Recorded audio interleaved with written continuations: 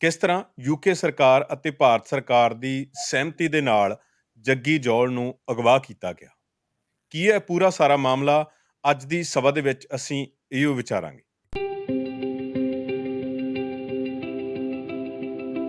ਸਾਡੇ ਨਾਲ ਨੇ ਭਾਈ ਗੁਰਪ੍ਰੀਤ ਸਿੰਘ, ਜੋ ਭਾਈ ਜਗਤਾਰ ਸਿੰਘ ਉਰਫ ਜੱਗੀ ਜੌਲ ਦੇ ਭਰਾਤਾ ਨੇ।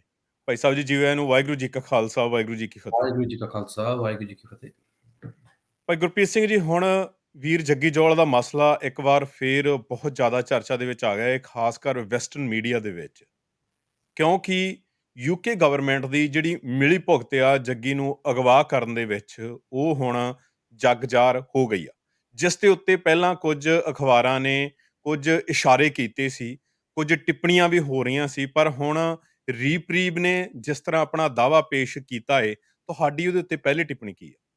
ਦੇਖੋ, ਪਹਿਲੀ ਗੱਲ ਤਾਂ ਹੈਗੀ ਹੈ, ਜਿਹੜੀ ਰਿਪਰੀਵ ਨੇ ਸਾਡੇ ਕੋਲ ਆਏ ਸੀ ਲਗਭਗ 1.5 ਸਾਲ ਪਹਿਲੋਂ, ਫ੍ਰੀ ਜੱਗੀ ਜੀ। ਨਾਓ ਕੈਂਪੇਨ ਕੋਲੋਂ, ਤੇ ਹੂੰ। ਮੇਰੇ ਨਾਲ ਮੀਟਿੰਗ ਹੋਈ ਸੀ। ਉਹ ਕਹਿੰਦੇ ਸੀ ਕਿ ਸਾਨੂੰ ਇਨਫੋਰਮੇਸ਼ਨ ਲੱਭੀ ਆ, ਜਿਹੜੀ ਇੱਕ MI5 ਤੇ MI6 ਦੀ ਰਿਪੋਰਟ ਹੁੰਦੀ ਆ, ਤੇ ਉਹਦੇ ਵਿੱਚ ਇੱਕ ਕੇਸ ਸਟੱਡੀ ਆ।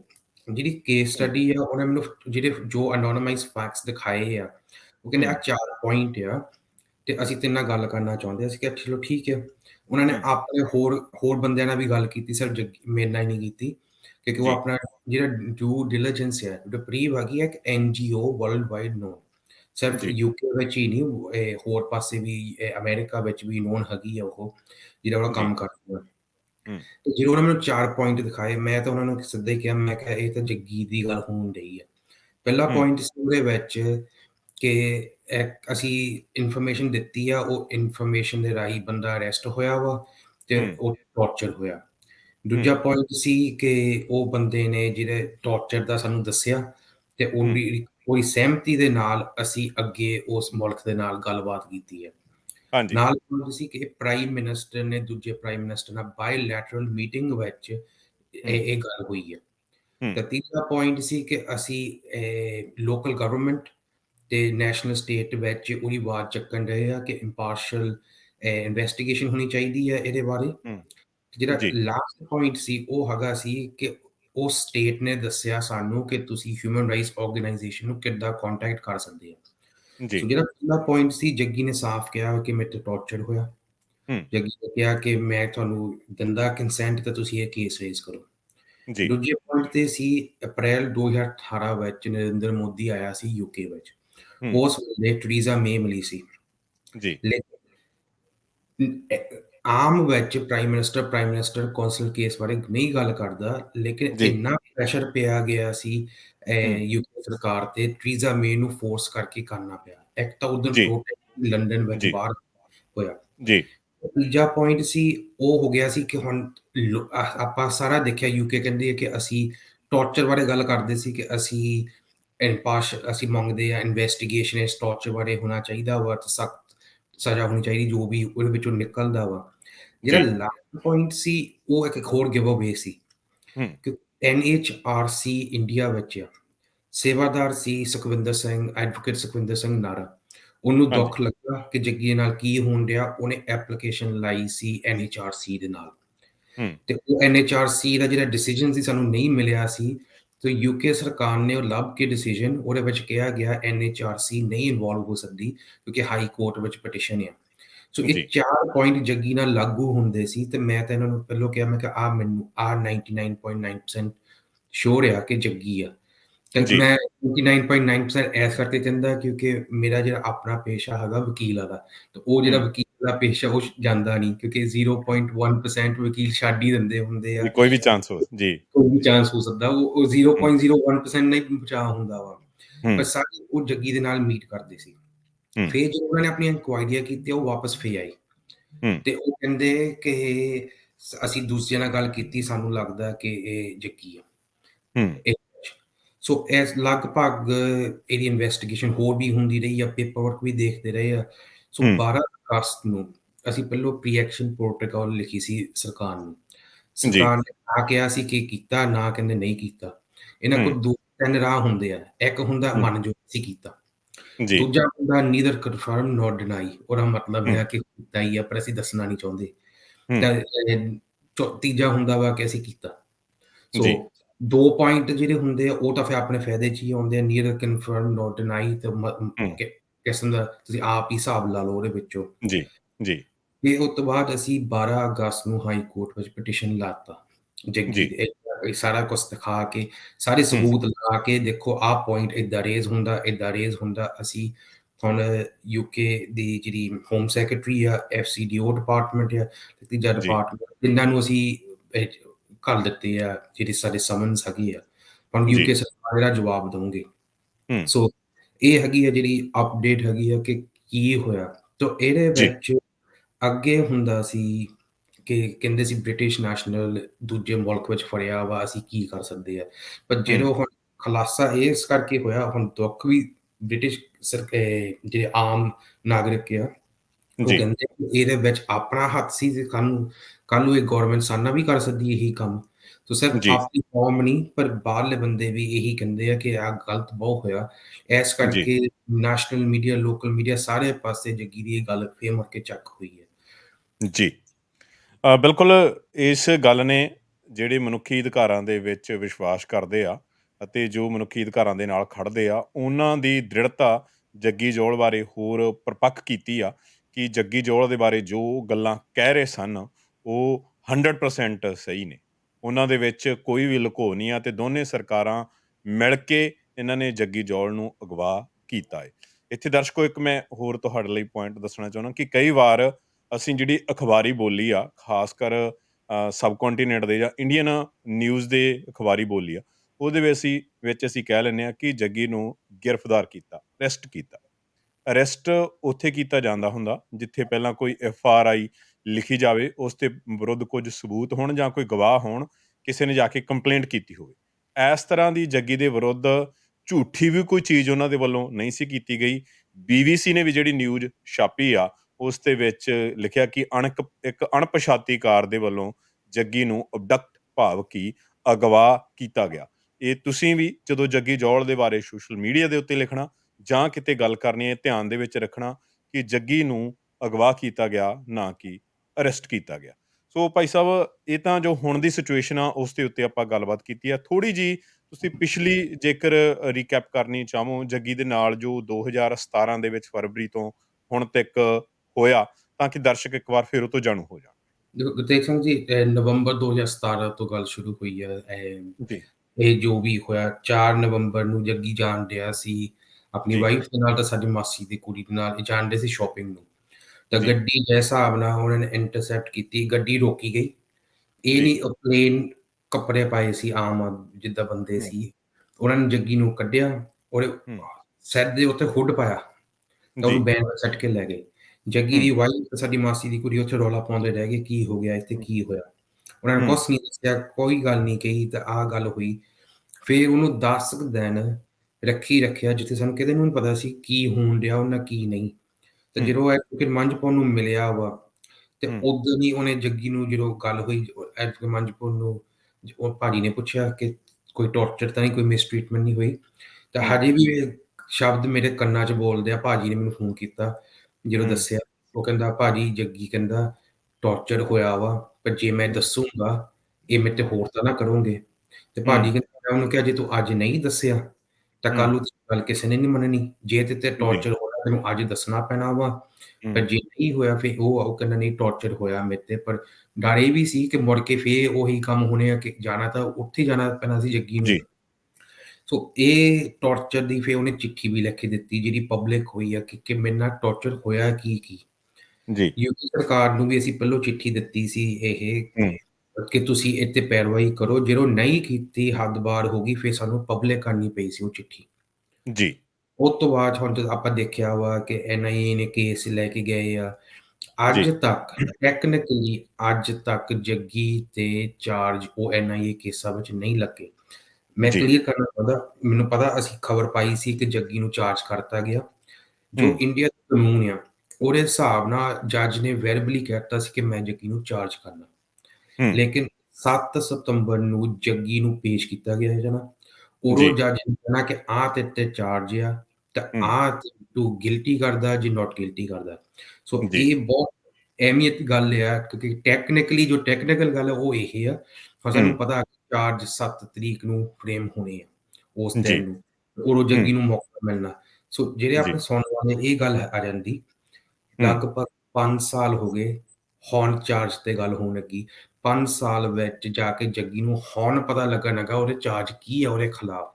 ਜੇ ਜੀ। 5 ਸਾਲ ਇਹਨਾਂ ਨੇ ਲਾ ਦਿੱਤੇ ਆ, ਇਹਦਾ ਅਹਿਮੀਅਤ ਬੰਦਾ ਆਮ ਬੰਦਾ ਦੇਖ ਕੇ ਕਹਿੰਦਾ, ਜੇ ਕੁਛ ਕੀਤਾ ਹੁੰਦਾ ਇੰਡੀਆ ਨੇ ਕੇਸ ਸ਼ੁਰੂ ਕਰਕੇ, ਇਹਨੂੰ ਹੂੰ, ਕਨਵਿਕਟ ਕਰਕੇ ਇਹਨੂੰ ਫਾਂਸੀ ਦੇ ਦੇਣੀ ਸੀ। ਜੀ। ਕੀ ਕੀਤਾ ਇਹਨਾਂ ਨੇ? ਸੋ ਹੁਣ 7 ਤਰੀਕ ਨੂੰ ਇੰਪੋਰਟੈਂਟ ਆ, ਉਦੋਂ ਜੱਗੀ ਨੂੰ ਪੇਸ਼ ਕੀਤਾ ਜਾਣਾ ਕੋਰਟ ਵਿੱਚ। ਸਾਨੂੰ ਹੂੰ, ਇਹ ਇੰਡੀਆ ਨੂੰ ਆ ਜੋ ਉੱਥੇ ਪਹੁੰਚ ਸਕਦਾ ਹੈ, ਜ਼ਰੂਰ ਉੱਥੇ ਪਹੁੰਚੋ ਕਿਉਂਕਿ ਉਹ ਮੌਕਾ ਹੋ ਜਾਣਾ, ਪਹਿਲੀ ਵਾਰੀ ਜੱਗੀ ਨੇ ਕੋਈ ਗੱਲ ਕਹਿਣੀ ਆ ਹੂੰ, ਉੱਥੇ ਪਟਿਆਲਾ ਹਾਊਸ ਵਿੱਚ। ਸੋ ਜੀ, ਇਹ ਜ਼ਰੂਰਤ ਆ ਜਾਂਦੀ ਆ। ਪਰ ਜੀ। ਬਹੁਤ ਮੰਦਭਾਗੀ ਗੱਲ ਇਹ ਆ ਜਦੋਂ ਫਰੇਮਿੰਗ ਆਫ ਚਾਰਜਿਸ ਹੁੰਦੀ ਸੀ, ਉਹਦਾ ਥ੍ਰੈਸ਼ਹੋਲਡ ਬਹੁਤ ਲੋ ਆ ਕਿ ਹੂੰ, ਉਹਨਾਂ ਨੂੰ ਸਿਰਫ ਦਿਖਾਉਣਾ ਸਰਕਾਰ ਕਹਿੰਦੀ ਸੀ ਸਾਡੇ ਕੋਲ ਸਬੂਤ ਆ, ਤਾਂ ਫਿਰ ਉਹ ਹੂੰ, ਟਰਾਇਲ ਤੇ ਚੱਲ ਜਾਂਦਾ ਵਾ, ਤੇ ਜੱਜ ਦਾ ਜਿਹੜਾ ਥ੍ਰੈਸ਼ਹੋਲਡ ਆ, ਭਾਵਾਂ ਜੱਗੀ ਨੇ ਬਰੀ ਹੋਣਾ ਉਹਦੇ ਵਿੱਚੋਂ, ਹੂੰ, ਜੋ ਜੋ ਉਹਦੇ ਖਿਲਾਫ ਉਹ ਵਰਤਣ ਦੀ ਕੋਸ਼ਿਸ਼ ਕਰਦੇ ਆ, ਪਰ ਉਹ ਜੀ। ਕਹਿੰਦਾ ਜੱਜ ਕਹਿੰਦਾ ਕਿ ਟਰਾਇਲ ਕਰਨੀ ਪੈਣੀ। ਮੰਜਪੁਰ ਭਾਜੀ ਨੇ ਹੂੰ, ਕਿਹਾ ਸੀ ਕਿ ਇਹ ਬੰਦੇ ਨੂੰ 5 ਸਾਲ ਤਾਂ ਉੱਦਾਂ ਹੀ ਹੋ ਗਏ ਆ, ਤੇ ਜੀ, ਤੁਸੀਂ ਕਿੰਨਾ ਚਿਰ ਇਹਨੂੰ ਜੇਲ੍ਹ 'ਚ ਹੋਰ ਰੱਖਣਾ, ਬਾਹਰ ਤੁਸੀਂ ਬੇਲਾ ਵੀ ਨਹੀਂ ਦਿੰਦੇ UAPA ਹੂੰ, ਕੇਸਾਂ ਵਿੱਚ। ਸੋ ਜੀ। ਉਸ ਕਰਕੇ ਹੁਣ 7 ਸਤੰਬਰ ਨੂੰ ਉਹ ਜਿਹੜੇ 6 ਕੇਸ ਆ ਦਿੱਲੀ ਗਏ ਸੀ, ਉਹਨਾਂ ਤੇ ਹੂੰ, ਚਾਰਜਿਸ ਹੋਣਗੇ। ਹੂੰ, 2 ਕੇਸ ਜਿਹੜੇ ਮੁਹਾਲੀ ਵਿੱਚ ਸੀ, ਉਹ ਵੀ ਹੁਣ ਦਿੱਲੀ ਟ੍ਰਾਂਸਫਰ ਹੋ ਗਏ ਆ, ਉਹ ਤੇ ਬਹਿਸ ਹੋਊਗੀ। ਹੂੰ, ਇੱਕ ਉਹਦੇ ਵਿੱਚੋਂ ਵੀ ਕੇਸ ਆ ਅਮਿਤ ਅਰੋੜਾ ਦੇ ਉੱਤੇ, ਜਿਹੜੇ ਅਟੈਂਪਟ ਟੂ ਮਰਡਰ ਕਹਿੰਦੇ ਸੀ, ਤੇ ਉਹ ਹੂੰ, ਜਿਹੜਾ ਅਟੈਂਪਟ ਟੂ ਮਰਡਰ ਆ, ਉਹ ਆ ਜਿਹੜਾ ਪੰਜਾਬ ਪੁਲਿਸ ਨੇ ਪਹਿਲੋਂ ਕਿਹਾ ਸੀ ਕਿ ਇਹਨੇ ਆਪਣੇ ਆਪ ਤੇ ਹਮਲਾ ਕਰਵਾਇਆ ਕਿਉਂਕਿ ਇਹਨੂੰ ਜੀ। ਸਿਕਿਉਰਿਟੀ ਚਾਹੀਦੀ ਸੀ।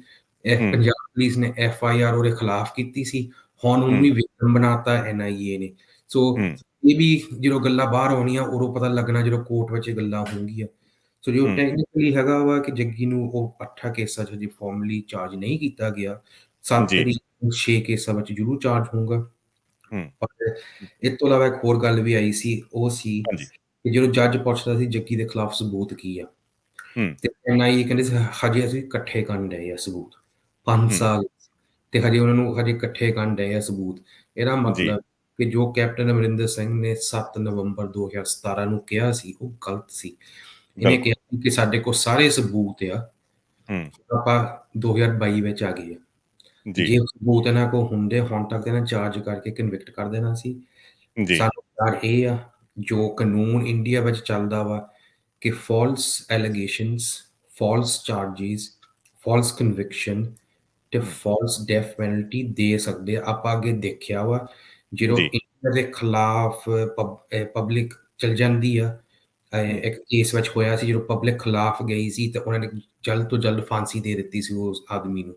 ਜਦੋਂ ਜੀ, ਬੰਦੇ ਨੂੰ ਫਾਂਸੀ ਦੇ ਦੋਗੇ ਫੇਰ ਤਾਂ ਨਹੀਂ ਮੁੜ ਕੇ ਬੰਦੇ ਨੇ ਆਉਣਾ, ਉਹ ਤਾਂ ਗਿਆ। ਜੀ। ਤੇ ਸਾਨੂੰ ਇਹ ਡਰ ਹੈਗਾ ਵਿੱਚ, ਤੇ UK ਦਾ ਵਿੱਚ ਇਹਦੇ ਵਿੱਚ ਕੀ ਹੱਥ ਆ ਜਾਂਦਾ ਵਾ, ਉਹ ਇਹ, ਹੂੰ, ਉਹ ਰਿਪੋਰਟ ਵਿੱਚ ਉਹ ਲੱਗ ਗਿਆ ਜੋ ਜੀ। ਪਟੀਸ਼ਨ ਲਾਈ ਹੈ।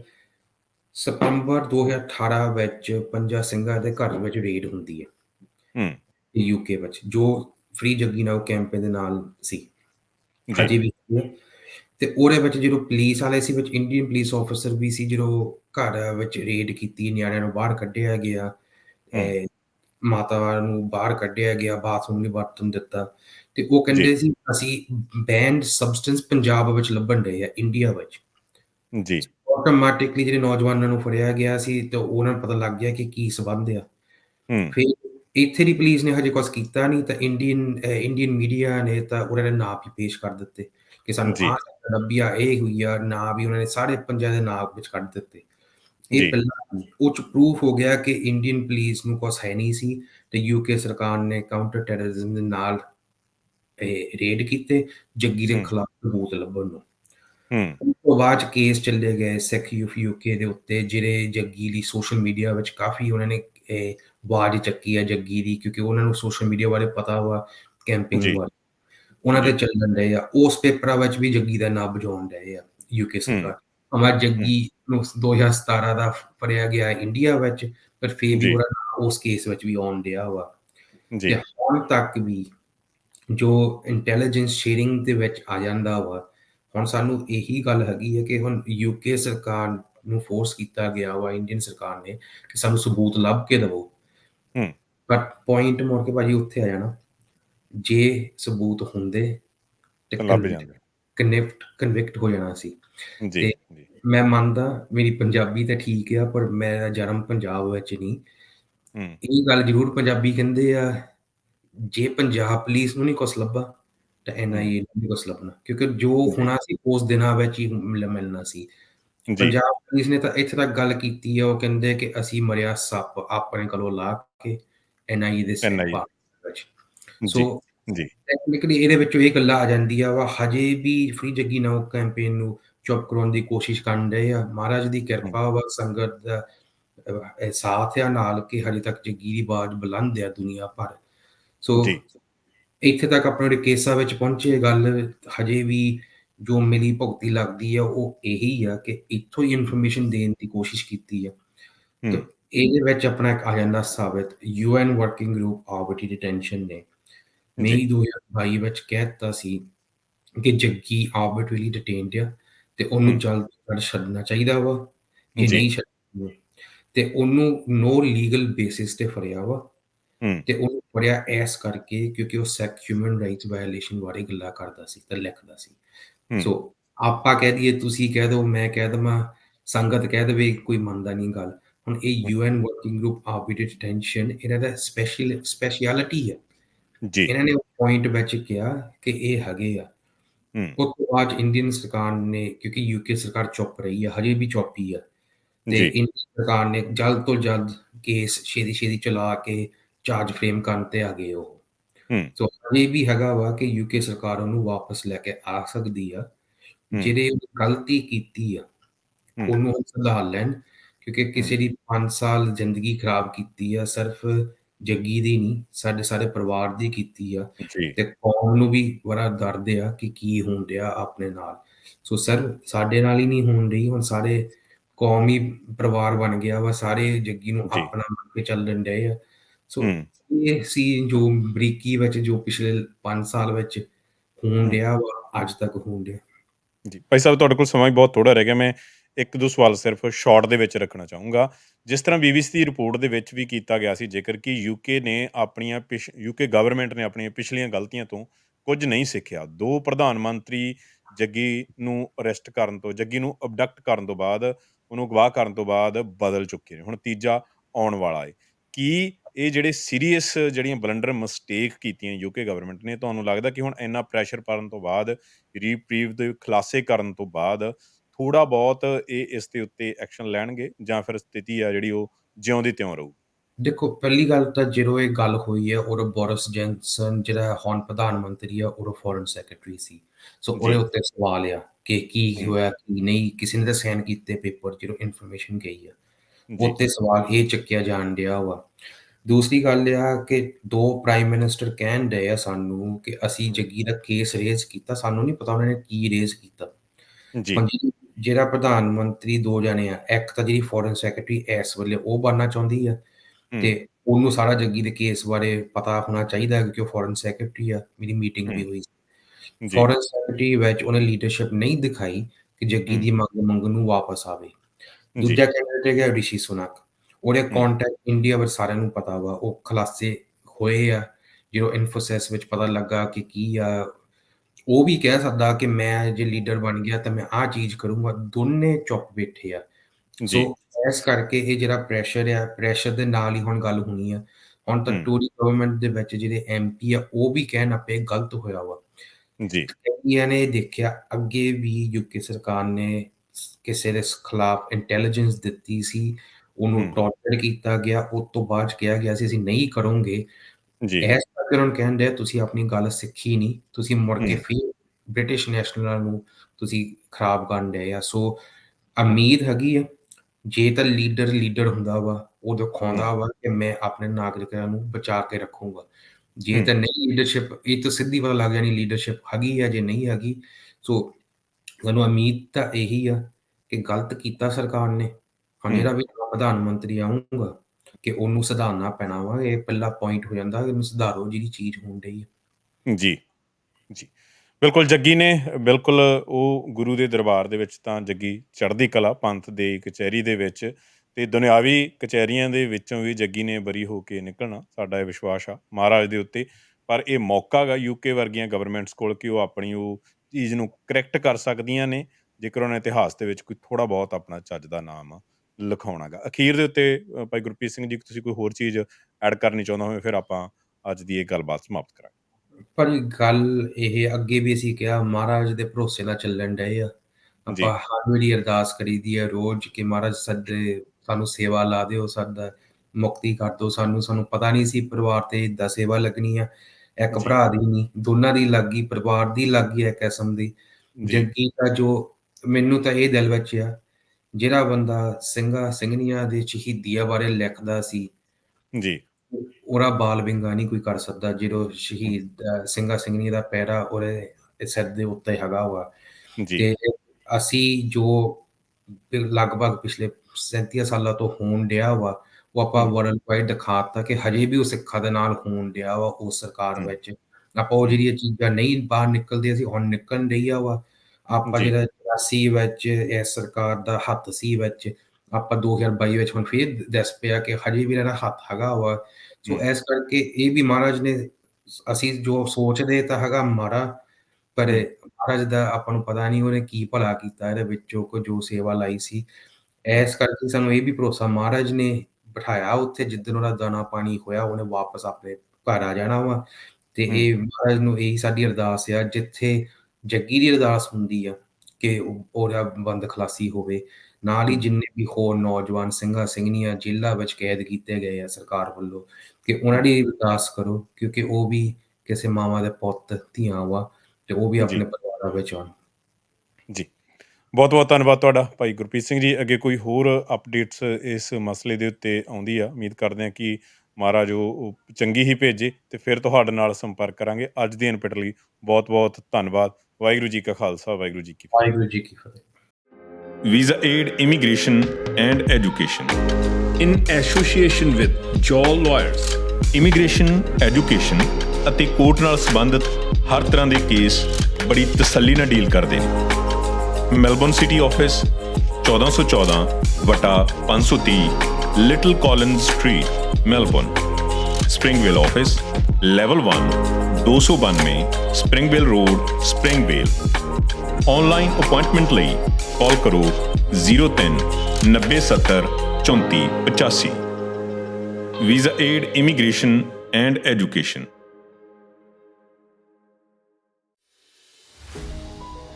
We are one of Australia's largest home builders, winning over 100 industry awards. With our upfront pricing and fixed price contracts, we are the best price guarantee. We provide our customers with high quality steel frame homes, solar hot waters, and the best premium Italian home appliances with over 17-month maintenance period. Our floor plans can be redesigned to suit your needs. We provide over 1,500 customizable floor plans available online with pricing.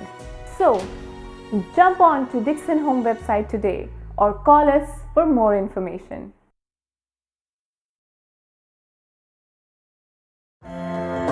ਘਰ paint ਕਰਵਾਉਣਾ ਚਾਹੁੰਦੇ ਹੋ ਤਾਂ ਮੇਰੀ ਸਲਾਹ ਮੰਨੋ, ਪਾਬਲਾ paintings ਤੋਂ ਕਰਵਾਓ। ਬੜਾ ਹੀ ਕਮਾਲ ਦਾ ਕੰਮ ਕਰਦੇ ਨੇ। Interior, exterior, feature walls, wallpapers, floor paint ਅਤੇ ਰੂਫ ਪੇਂਟ, ਸਾਰਾ ਹੀ ਕੰਮ ਬੜੇ ਹੀ ਜਾਇਜ਼ ਪ੍ਰਾਈਸ ਦੇ ਉੱਤੇ ਕਰਨਗੇ। ਫ੍ਰੀ ਕੁਓਟ ਲਈ ਅੱਜ ਹੀ ਕਾਲ ਕਰੋ ਸੁਖਵਿੰਦਰ ਸਿੰਘ ਨੂੰ 0413 361 178 0413 361 178। ਪਾਬਲਾ ਪੇਂਟਿੰਗਸ।